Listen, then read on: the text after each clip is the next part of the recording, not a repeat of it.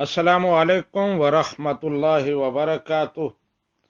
कारी फ़खरुज़्ज़मान साहब पूछते हैं कि बाज़ लोग नमाज पढ़ने के लिए जब तैयारी करते हैं तो नमाज से पहले अपनी पैंट के पांचे फोल्ड कर लेते हैं, तो इसका शरई हुक्म क्या है?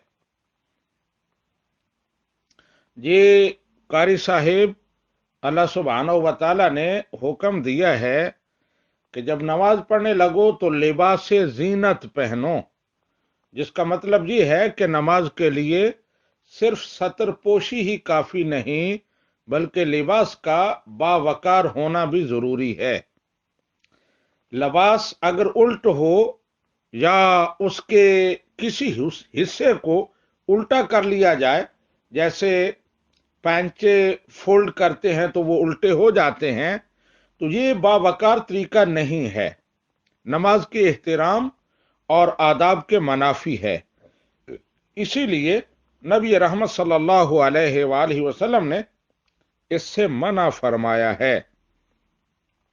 हदीस पाक में कफ़े सौब के अल्फाज हैं कि कपड़ों को उल्टा नहीं करना चाहिए, कपड़ों को उड़सना और समेटना नहीं चाहिए नमाज के दौरान।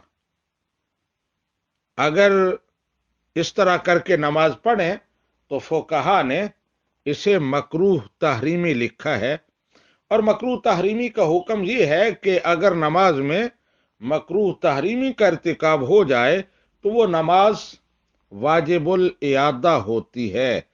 नमाज तो अदा हो जाती है लेकिन उसको लौटाना, दोहराना जरूरी होता है। हाजा मा इंदी वल्लाहु व रसूलुहु आलमु बिस्सवाब।